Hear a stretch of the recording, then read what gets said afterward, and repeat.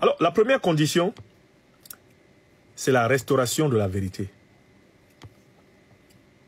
Je commence par la première condition. D'abord, restaurer la vérité. Alors, la vérité est la suivante. Mais qu'est-ce qu'on a appelé tirailleurs sénégalais? Pourquoi les a-t-on appelés tirailleurs?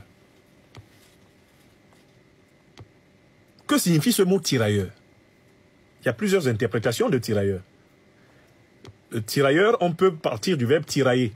Tirailler, c'est tirer dans tous les sens. Donc, le tirailleur sénégalais, ou le tirailleur africain, était supposé être un soldat qui tire dans tous les sens, qui tiraille. Un soldat qui tire ailleurs. Donc, en fait, c'était un soldat considéré a priori comme peu expérimenté. Un soldat de rang inférieur. Jamais on n'a utilisé le concept de tirailleur pour désigner eh bien, un autre régiment de l'armée française. Tirailleur est un mot qui a été créé pour les nègres soldats au service de la France. Eux, ils tirent ailleurs. Eux, ils tiraillent. Donc, déjà, dans la notion de tirailleur, il y a une dépréciation du soldat africain.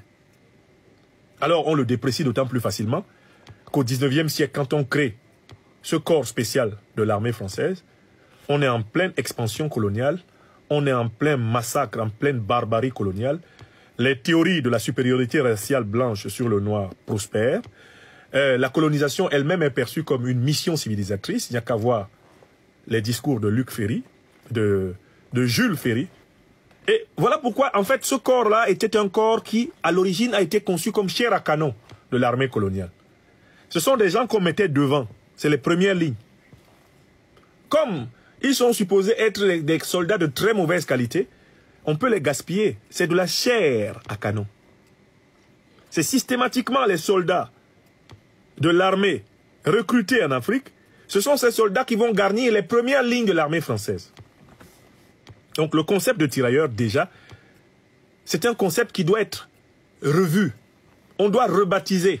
On doit dire ceux qu'on appelait les tirailleurs, on n'aurait jamais dû les appeler ainsi. On doit corriger ça, on doit rectifier ça. On doit les appeler les soldats africains de l'armée française. Toujours dans ce travail de vérité, il faut qu'on se dise la vérité.